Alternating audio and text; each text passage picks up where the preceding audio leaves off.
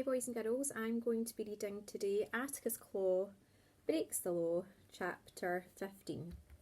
The school trip was an outing to the fair beside the pier. Callie and Michael found a quiet spot by the candy floss stall and sat down on a bench. This morning was awful, Callie began. I've never seen Dad so cross. I know, Michael said, and Mrs. Tucker looked as though she'd swallowed a bottle of vinegar. He sighed. I had a feeling Dad wouldn't believe her. You were right, Callie said. When Dad asked her if she needed to lie down, I thought she was going to hit him with the frying pan. She got her own back though, Michael said, when she spread that fish paste on his chair. What are we going to do, Callie said. Dad will never catch the magpies if he doesn't believe they did it. Michael stared gloomily out to sea. Hey, look, he narrowed his eyes. Isn't that Atticus? Callie jumped up. A large tabby cat with 4 white socks and a chewed ear was picking its way across the sand from the direction of the beach huts towards the pier. It had a red handkerchief around its neck. What's he doing here? Michael wondered. Do you think he's lost? Maybe he's looking for the magpies, Callie said excitedly. Don't be silly, Michael said. How would Atticus know about the magpies?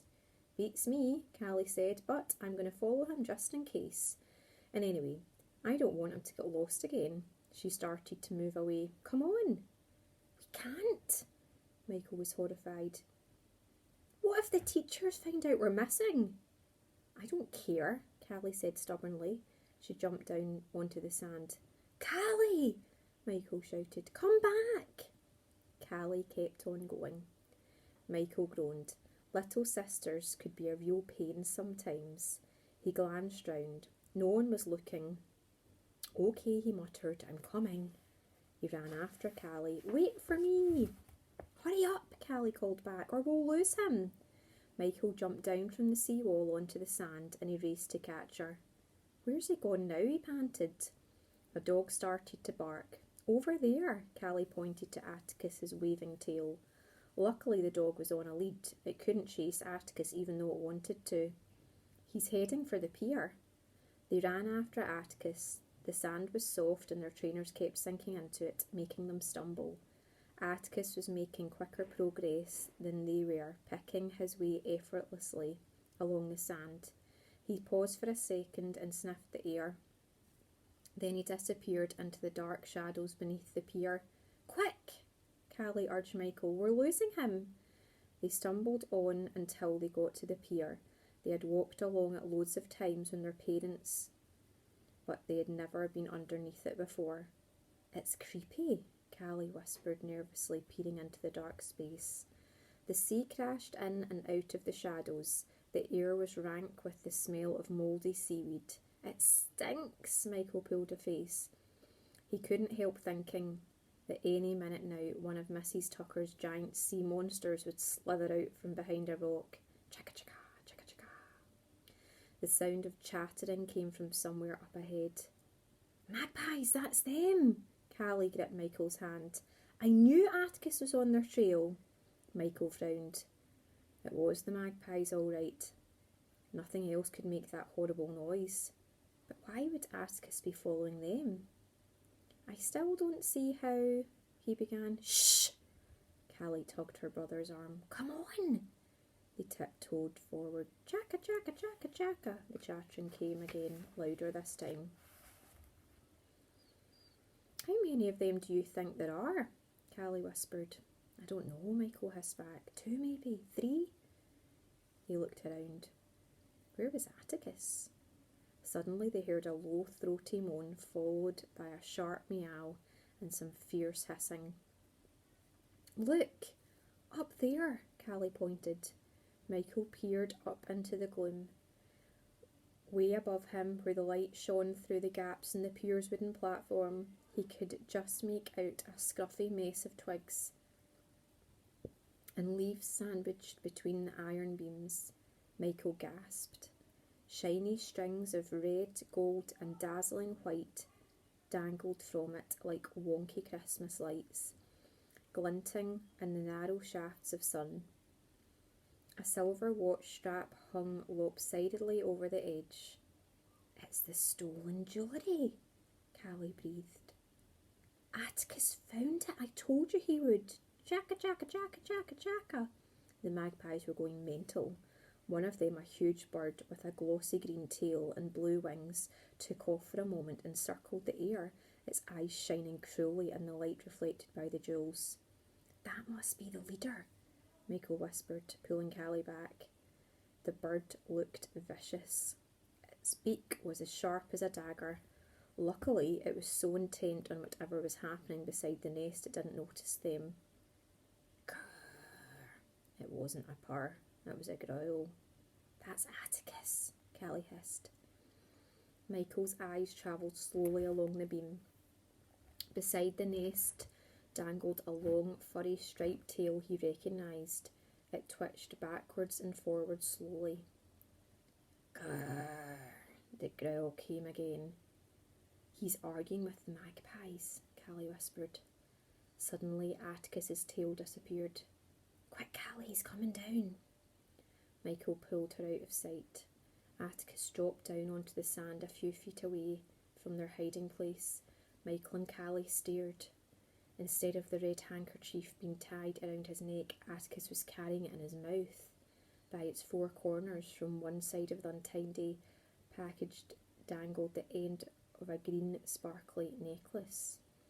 Michael felt the colour drain from his face. He watched Atticus pad away into the sunshine. Then he stumbled out from underneath the pier. Callie ran after him. What's the matter? Atticus is working with the magpies, Michael gasped. He's involved in the burglaries. No, Callie protested. I don't believe you. Remember what the Pearsons said? It all makes sense.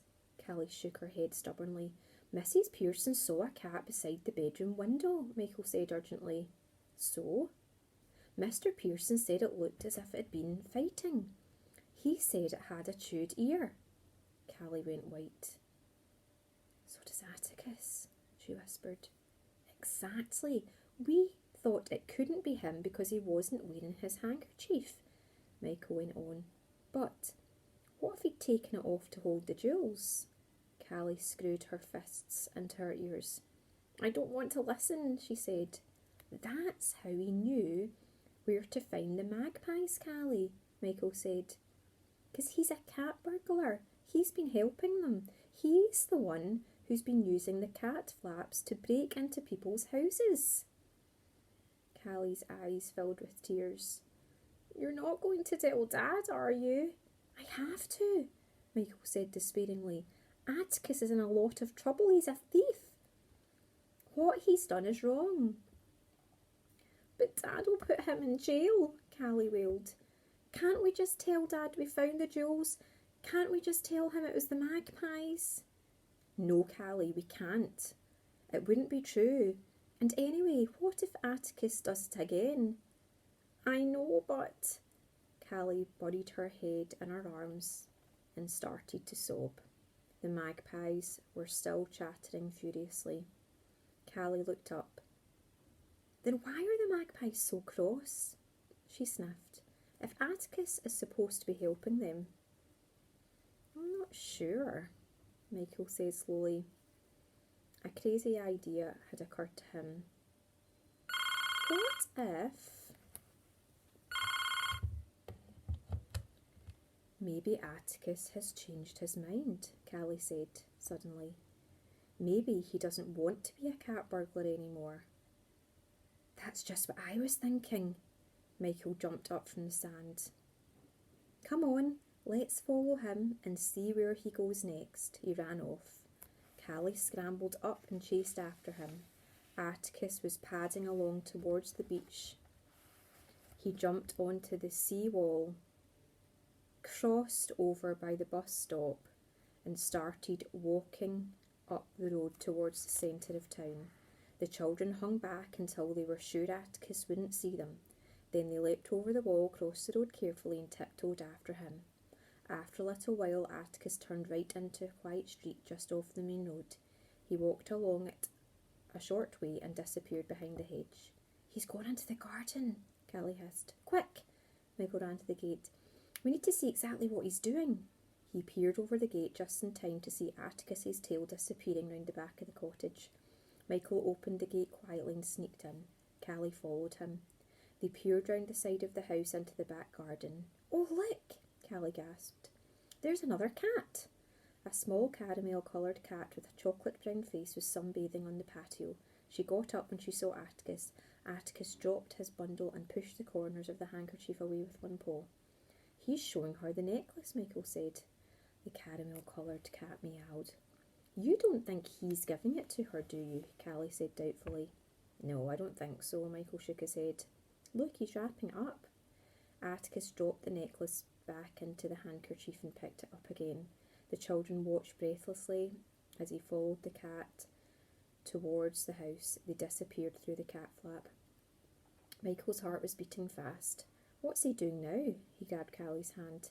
Together they crept along the back of the house and peeked into the kitchen. Atticus had jumped onto the kitchen table. Beside him was a handbag. He placed the handkerchief carefully on the table and drew the corners to one side with his teeth. Gently he lifted the necklace up with one paw. The emeralds glinted in the sun.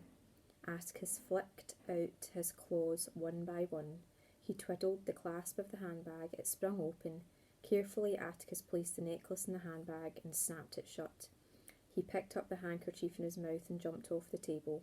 Michael and Callie ran to the front of the cottage and back out to the pavement. They were both laughing. He put it back, Michael yelled, hugging his sister. He put it back.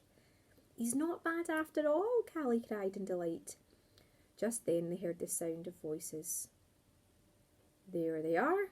Two very cross-looking teachers were on the corner of the main road. They started towards them. Michael and Callie looked on in horror.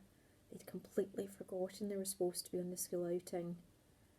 Uh-oh, Michael groaned. Now we're for it.